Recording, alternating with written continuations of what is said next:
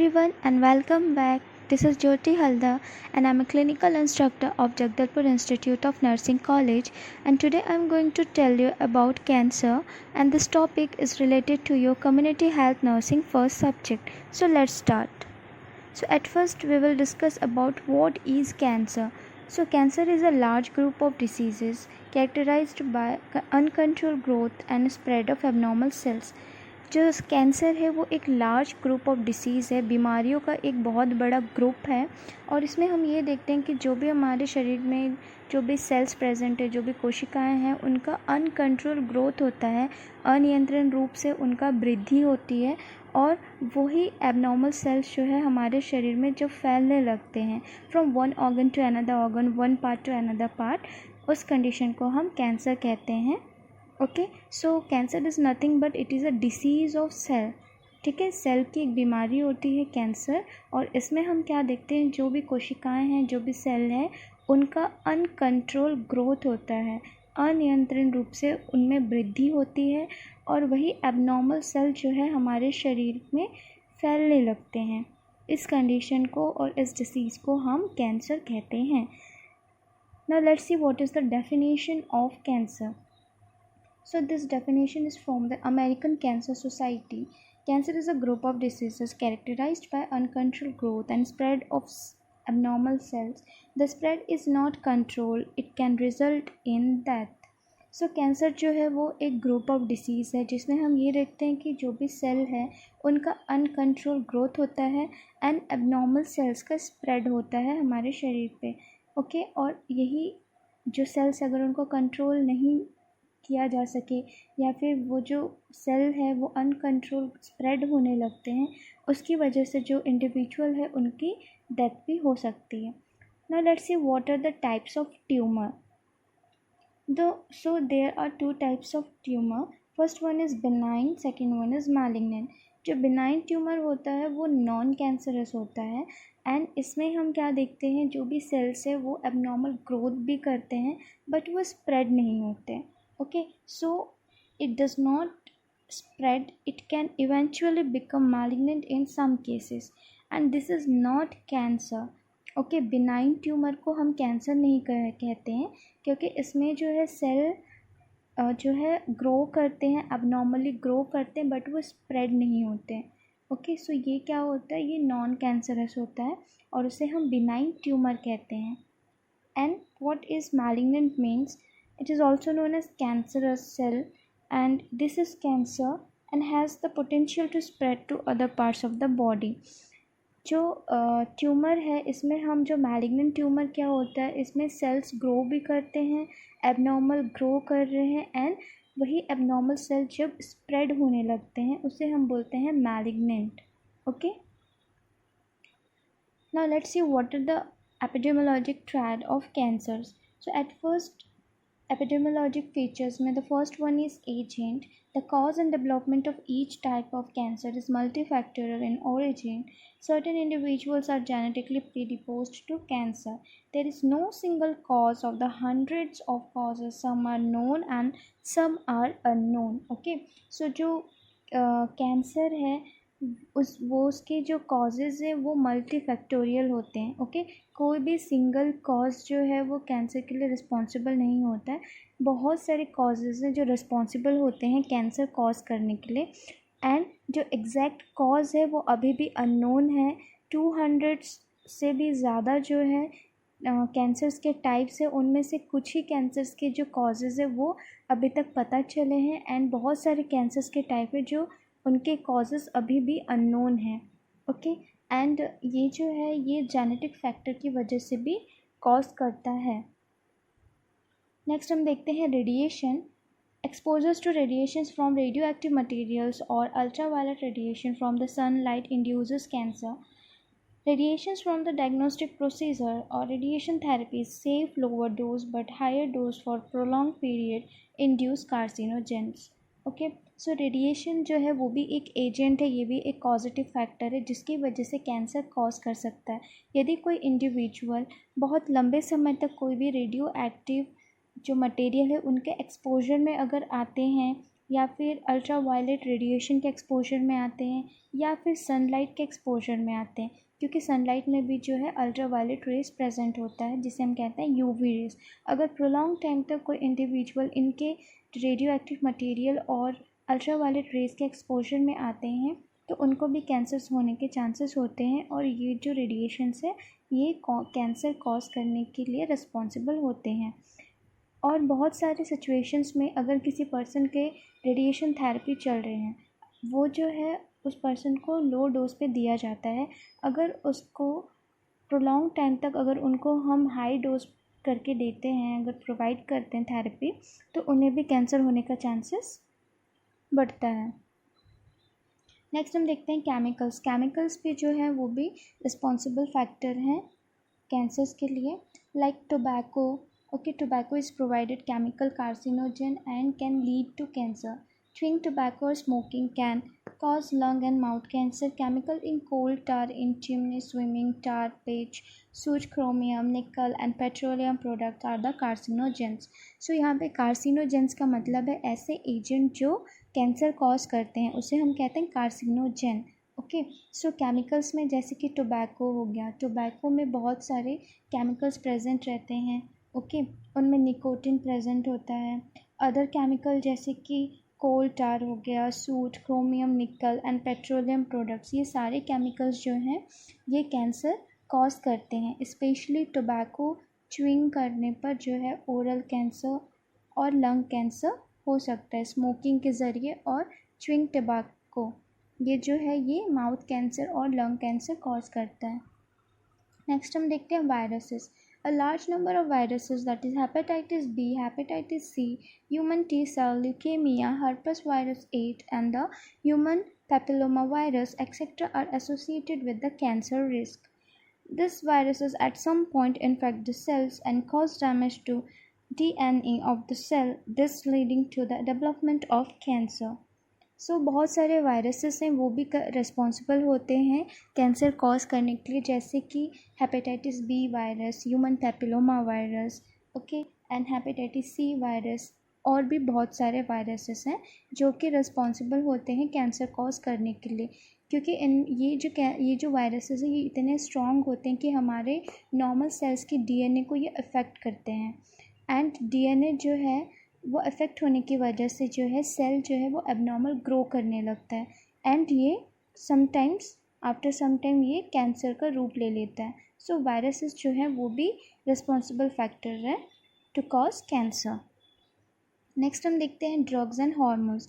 Many type of drugs and hormones, this are also responsible to cause cancer. Okay, like alkylating agents such as chlorambucil, cytophosphamide, etc. are the capable of interacting with DNA and have the potential to cause acute and chronic myeloid leukemia. बहुत सारे ऐसे drugs हैं जैसे कि अल्कलाइटिंग agents में chlorambucil, okay, and cyclophosphamide etcetera, इस तरह के बहुत सारे अल्कलाइटिंग एजेंट्स हैं जिन पे इतनी कैपेबिलिटी होती है कि वो हमारे डीएनए को अफेक्ट करें, उनके साथ इंटरेक्टिंग करें, एंड इनकी वजह से, इन टाइप के अल्कलाइटिंग एजेंट्स की वजह से जो कि डीएनए को अफेक्ट करते हैं, तो डीएनए अफेक्ट करने की वजह से क्रॉनिक या एक्यूट टाइप के माइलॉइड ल्यूकेमिया भी कॉज करता है। Certain hormones that is non steroidal oestrogen increases the risk of vaginal cancer, breast cancer, testicular cancer, oral contraceptive pills increases the risk of endometrial cancer. बहुत सारे hormonal drugs भी है hormonal therapy में जब हम उसे यूज़ करते हैं। ओके, सो जैसे कि नॉन स्टेरॉयडल एस्ट्रोजेंस, ओके, ये सारे जो हार्मोनल ड्रग्स हैं ये भी vaginal cancer, breast cancer, testicular cancer cause करने के लिए रिस्पॉन्सिबल होते हैं। एंड जो भी ओरल कॉन्ट्रासेप्टिव पिल्स लेते हैं, क्योंकि वो भी हार्मोनल ड्रग्स ही होते हैं, हार्मोनल्स ही होते हैं, तो ये भी जो है एंडोमेट्रियल जो कैंसर है उसको कॉज करने के लिए जो है risk factor, age a risk factor वो भी काम करते हैं। Androgens and anabolic steroids can lead to liver cancer. Hormonal drugs में जैसे कि एंड्रोजेंस हो गया, एनाबोलिक स्टेरॉइड्स हो गए, ये भी जो है लीवर कैंसर कॉज करने में रिस्पॉन्सिबल होते हैं। नेक्स्ट हम देखते हैं lowered immunity. Okay, so human immunosuppression is associated with cancer.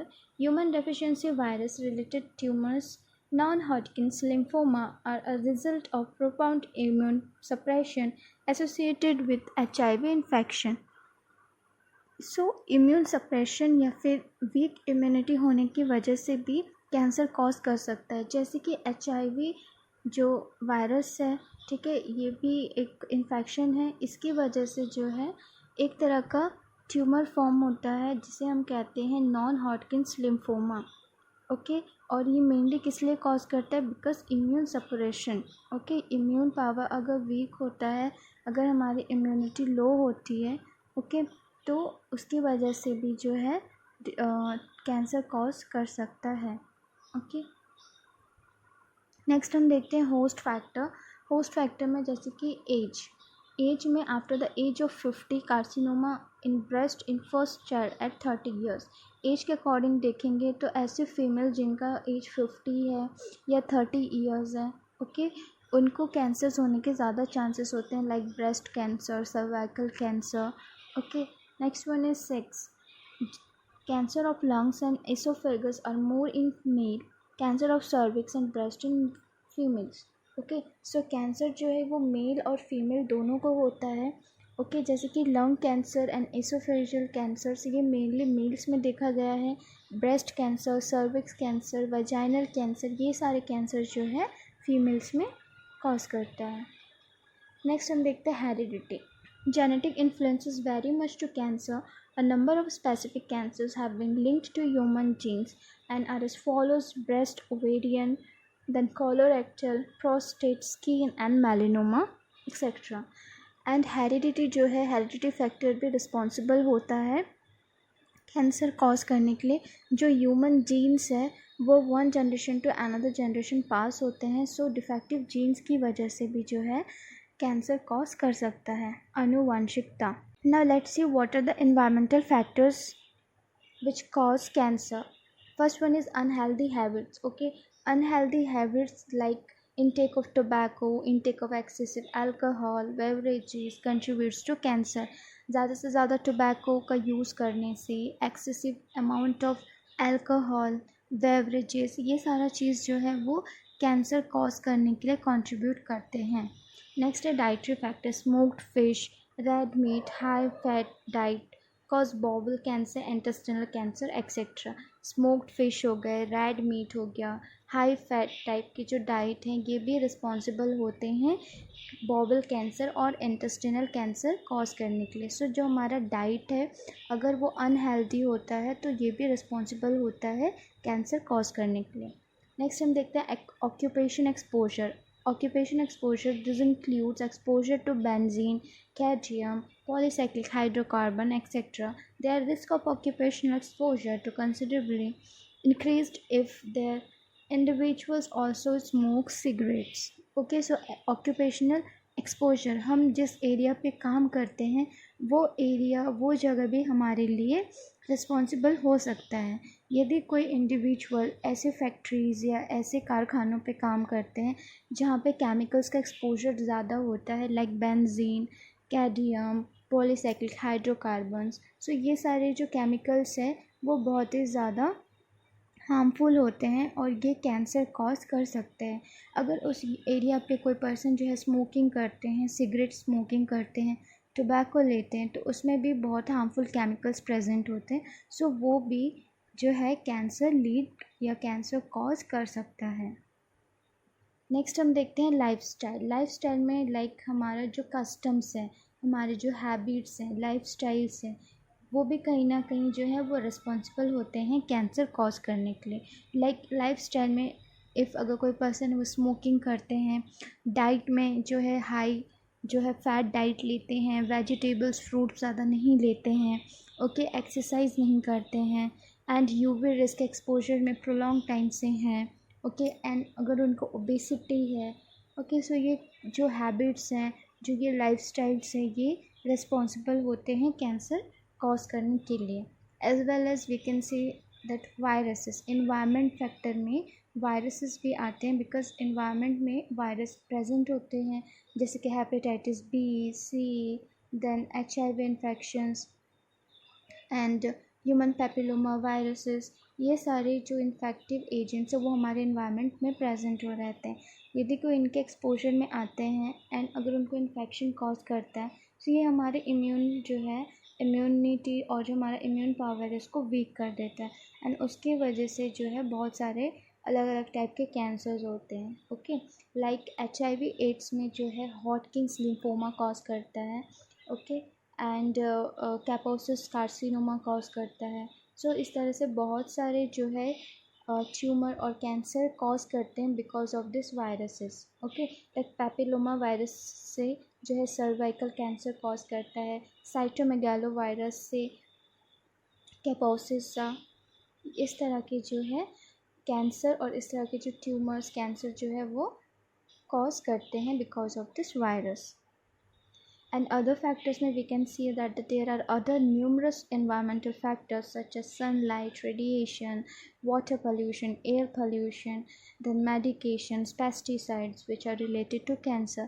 Pesticide जो है वो उसमें chemical present होता है, air pollution जो है उसमें contaminated water की वजह से, contaminated air की वजह से, ये सारे जो factors हैं जो environment में जो रेडिएशंस हैं, सनलाइट एक्सपोजर हैं, ओके, ये सारे फैक्टर जो हैं वो कहीं ना कहीं जो कैंसर के लिए रिस्पॉन्सिबल होते हैं, एंड इन सारे चीज़ों के प्रोलॉन्ग्ड एक्सपोजर से कैंसर कॉज करता है। नेक्स्ट हम देखते हैं types of cancer. There are numerous type of cancer like lung cancer, breast cancer, colon and rectal cancer, endometrial cancer, pancreatic cancer, kidney cancer, prostate cancer, thyroid cancer and leukemia. Over 200 जो है type of cancer present हैं, and 200 से भी ज़्यादा जो है cancers हैं। Okay, अलग अलग तरह के कैंसर्स होते हैं। यहाँ पे मैंने सिर्फ कुछ ही कैंसर्स को लिस्ट डाउन किया है। नेक्स्ट हम देखते हैं क्लिनिकल फीचर्स, क्या क्या लक्षण दिखाई देते हैं जब कैंसर कॉज करता है। So there is unusual bleeding and discharge, a lump और थिकनिंग इन द ब्रेस्ट और एल्सवेयर। ओके, जो इंडिविजुअल है उनमें हम ये देखेंगे कि उनके बॉडी में अनयूजुअल ब्लीडिंग होगी एंड डिस्चार्ज होगा। ओके, असामान्य रूप से उनमें जो है रक्त का बहाव और अलग कुछ तरीके का हमको उनके शरीर से डिस्चार्जेस दिखाई देंगे। ठीक है, एंड उनके बॉडी में जो है लंप प्रेजेंट होगा। ठीक है, ब्रेस्ट जैसे कि ब्रेस्ट में, ओके, एंड अदर पार्ट्स में, एंड सोर डज नॉट हील, उनके शरीर पे जो भी सोर होगा वो जल्दी से हील नहीं हो पाएगा। Persistent change in the bladder and बॉबल habit, bladder pattern में, बॉबल पैटर्न में भी चेंजेस दिखाई देने लगेगी। ओके, जो पर्सन है उनको परसिस्टेंट इंडाइजेशन होगा एंड डिफ़िकल्टी इन स्वॉलोइंग करने में उनको बहुत ज़्यादा प्रॉब्लम होगा। ओके, एंड इंडाइजेशन की जो है प्रॉब्लम वो भी देखने को मिलेगी। Sudden changes in what and मोल, अगर उनके शरीर पे कोई मस्सा या तिल मौजूद है उसमें आप चेंजेस देख सकते हैं, उनके कलर में, उनके शेप में, उनके साइज़ में। ओके, देन हॉर्सनेस और परसिस्टेंट चेंज इन वॉइस, उनके जो गले की आवाज़ है उसमें आपको खराश जो है वो दिखाई देगी, सुनाई देगी। ओके, एंड जो ये कैंसर्स के जो साइन एंड सिम्टम्स है उनको हम शॉर्ट में कॉशन जो है कॉशन से डिनोट करते हैं। सी फॉर होता है चेंज इन बॉवल और ब्लैडर हैबिट्स। ठीक है, जो पेशेंट है उनमें आप सडनली चेंजेस देखेंगे उनके ब्लैडर एंड बॉवल पैटर्न में। देन ए फॉर अ सोर दैट डज नॉट हील, उनके बॉडी में जो भी सोर है वो बहुत जल्दी हील नहीं हो पाते हैं, उनका जो हीलिंग प्रोसेस है वो बहुत स्लो हो जाता है। Then you for unusual bleeding और डिस्चार्ज, आपको उन पर्सन में अनयूजुअल ब्लीडिंग नज़र आएगी और डिस्चार्जेस भी नज़र आएंगे। टी फॉर थिकनिंग और लंप इन ब्रेस्ट और एल्सवेयर, उनके शरीर में लंप, गठान या गांठ जैसे आपको दिखाई देंगे, ब्रेस्ट पर हो गया या फिर शरीर के कोई अदर पार्ट्स में भी। नेक्स्ट हम देखते हैं आई फॉर इंडाइजेशन और डिफ़िकल्टी इन स्वॉलोइंग, जो पर्सन है उनको डाइजेशन प्रॉब्लम होगा, जो भी वो खाएंगे वो डाइजेस्ट नहीं हो पाएगा, एंड उनके गले पे जो है हल्का सा उन्हें जो है तकलीफ़ होगी, डिफ़िकल्टी होगी कुछ भी चीज़ को निगलने में, स्वॉलोइंग करने में उन्हें परेशानी होती है। तो नेक्स्ट हम देखिए ओ फॉर है obvious changes in a want और मोल, सॉरी इन वाट और मोल। ओके, सो उनके में जो वाट प्रेजेंट है या कोई मोल कोई मस्सा प्रेजेंट है तो उनमें आपको चेंजेस दिखाई देंगे, उनके कलर पे चेंजेस दिखाई देंगे या फिर उनके शेप में आपको चेंजेस दिखाई देंगे। नेक्स्ट हम देखते हैं एन फॉर नैगिंग, कफ और हार्सनेस। जो पर्सन है उनमें बहुत ज़्यादा उनको कफिंग होगा एंड आप जब उनकी वॉइस सुनोगे तो उनको बड़ा जो है खराश, जो है खराश के साथ उनकी वॉइस आपको सुनाई देगी। ठीक है, ये सारे जो है वार्निंग साइंस कहलाते हैं कैंसर्स के, जिसको हम कॉशन से डिनोट करते हैं इन शॉर्ट फॉर्म। नेक्स्ट हम देखते हैं डायग्नोसिस। डायग्नोसिस में हम क्या क्या कर सकते हैं, हम इसमें स्क्रीनिंग कर सकते हैं। सेल्फ एग्जामिनेशन में अगर ब्रेस्ट कैंसर है तो ब्रेस्ट सेल्फ एग्जामिनेशन हम करवा सकते हैं। बायोप्सी जो है वो किया जाता है, जिसमें हम जो है पर्टिकुलर पार्ट के जो अफेक्टेड पार्ट है वहाँ के टिश्यू को लेकर हम उनकी स्टडी करते हैं। नेक्स्ट हम देखते हैं एक्सरे। एक्सरे के ज़रिए भी हम कैंसर जो है उसको पता कर सकते हैं, सीटी स्कैन के ज़रिए, एमआरआई के ज़रिए, पीईटी स्कैन के ज़रिए और अल्ट्रासाउंड स्कैन्स जो है ये सारे डायग्नोस्टिक टेस्ट किए जाते हैं टू डिटेक्ट कैंसर।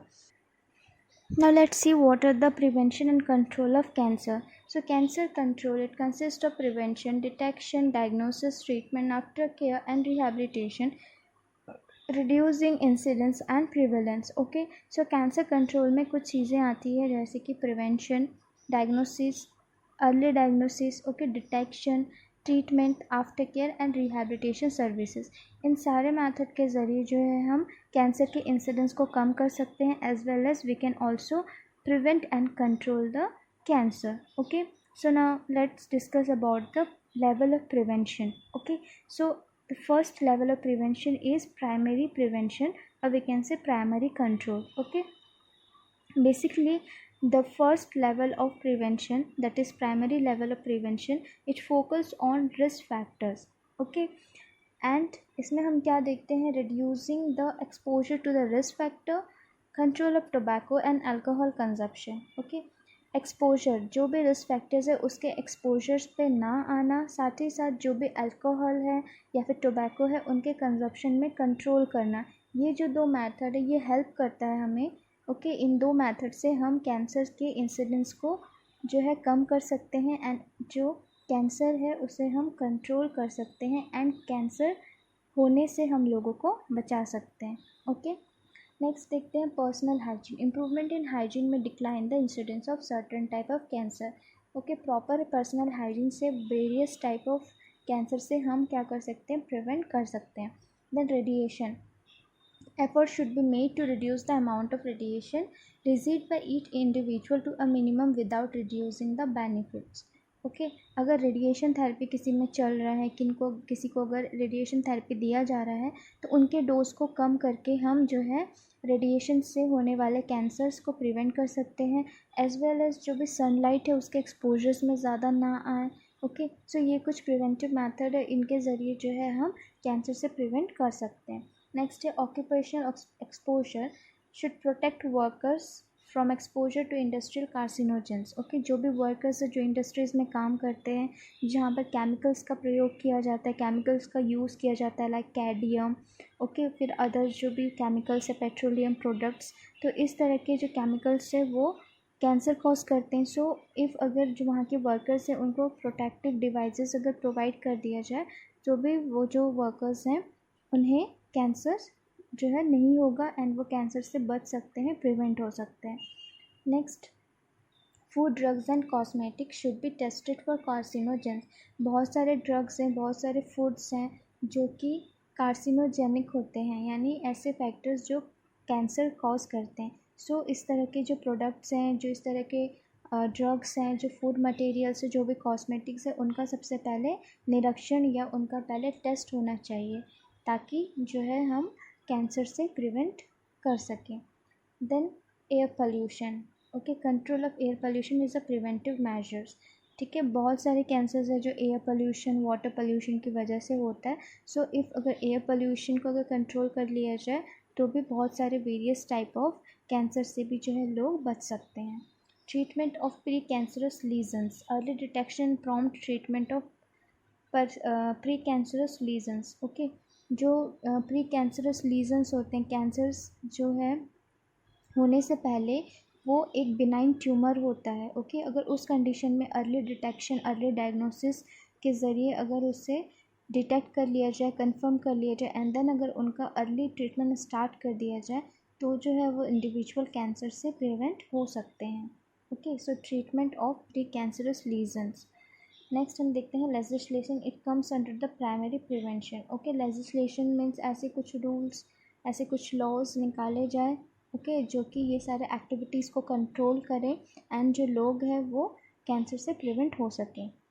नेक्स्ट हम देखते हैं कैंसर एजुकेशन। प्राइमरी प्रिवेंशन में जो है एजुकेशन भी आता है, दैट इज़ हेल्थ एजुकेशन। तो हेल्थ एजुकेशन में हम इंडिविजुअल्स को, कम्युनिटी के पर्सनस को अगर हम कैंसर एजुकेशन देंगे तो भी क्या हो सकता है, जो भी कैंसर कंट्रोल हो सकता है एंड प्रिवेंट हो सकता है।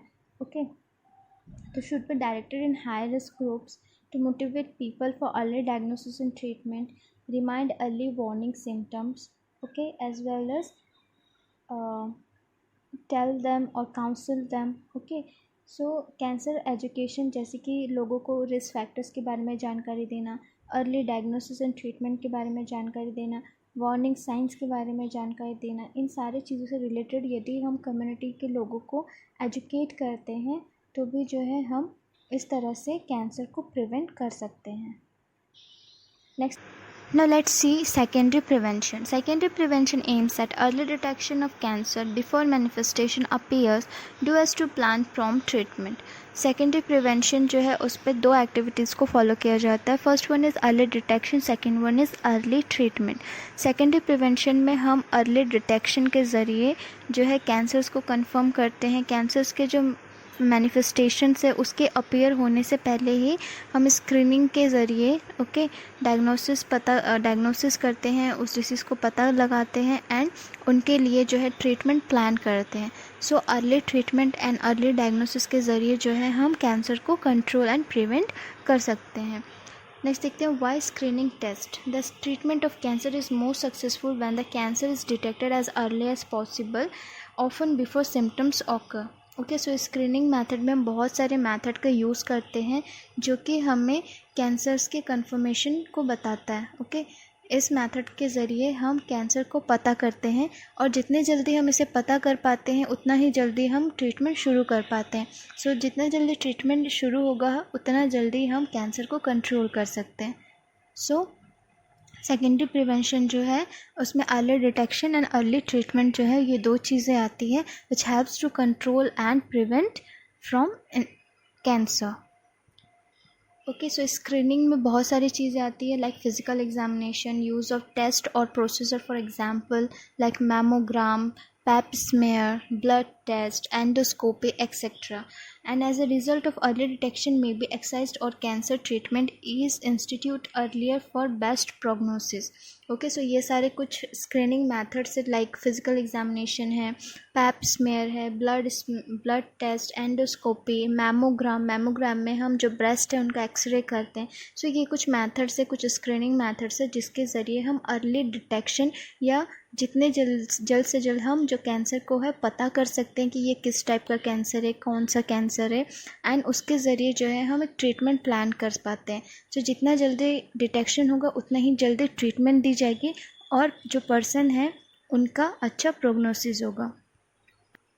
Prompt treatment, cancer can be treated by surgery, chemotherapy, radiation therapy, hormonal therapy, targeted therapy including immunotherapy. Okay, so जितना जल्दी ये हम डायग्नोस कर पाते हैं, जितना जल्दी ये डिटेक्ट हो जाता है उतना ही जल्दी हम इनके लिए ट्रीटमेंट शुरू करते हैं। और ट्रीटमेंट जो है वो बहुत सारे चीज़ों के ज़रिए हम करते हैं।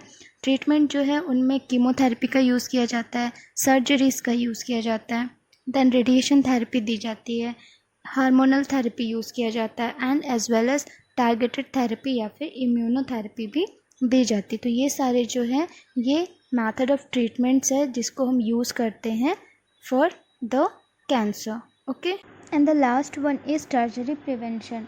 Tertiary prevention is strengthening of the existing situation for comprehensive therapy, including palliative care. Tertiary prevention जो है ये एक लास्ट लेवल ऑफ प्रिवेंशन होता है, जिसमें हम जो पेशेंट है उनके लिविंग पैटर्न को इम्प्रूव करने की कोशिश करते हैं एंड उनको रिहैबिलिटेट करने की कोशिश करते हैं। ओके, और इसमें जो थेरेपीज़ आते हैं जो इससे हम कहते हैं कंप्रहेंसिव थेरेपी। ये कंप्रहेंसिव थेरेपी में इंक्लूड होता है पैलेटिव केयर। जो कैंसरस पेशेंट है उन्हें हम पैलेटिव केयर प्रोवाइड करते हैं। सो पैलेटिव केयर क्या होता है? Palliative care is an approach that improves the quality of life of patient, their families facing the problem associated with life-threatening illness through the prevention and relief of suffering by means of early identification and impassable assessment and treatment of pain and other problem, physical, psychology and spiritual। जब patient exposure में आ जाते हैं, 10 factor के exposure में भी आ जाते हैं and जब उन्हें कैंसर कॉज भी कर जाता है, उसके बाद उनका जब ट्रीटमेंट चलते रहता है, उनके साथ हम जो है उनको पैलेटिव केयर देते हैं ताकि उनका जो क्वालिटी ऑफ लाइफ है वो इम्प्रूव हो एंड उनके जो भी सिम्टम्स है लाइक पेन होना या फिर किसी भी प्रकार का कोई भी डिस्कम्फर्ट होना, उनसे हम उनको रिलीफ दिलाने की कोशिश करते हैं टर्शरी प्रिवेंशन में। एंड वो जो भी लाइफ थ्रेटनिंग कंडीशन से गुज़र रहे हैं उनको एक साइकोलॉजिकल सपोर्ट देते हैं, उनको प्लस उनके फैमिली को। ओके, एंड उनका जो ट्रीटमेंट है उनको हम इम्प्रूव करते हैं। सो ये कहलाता है आपका पैलेटिव केयर, जो कि आपके टर्शरी प्रिवेंशन में इंक्लूडेड है। ओके, सो इसमें हम क्या करते हैं, जो भी पर्सन है जो भी जिस सिचुएशन में है उनको हम एक तरह का स्ट्रेंथ प्रोवाइड करते हैं ताकि उनका जो फिज़िकली एज वेल एज उनका जो मेंटल कंडीशन है वो इम्प्रूव हो सके, उनका जो लाइफस्टाइल है, उनका जो क्वालिटी ऑफ लाइफ है वो इम्प्रूव हो पाए। Okay, so I hope you understood this topic, that is cancer, and until the next video, keep practicing, keep learning. Thank you so much.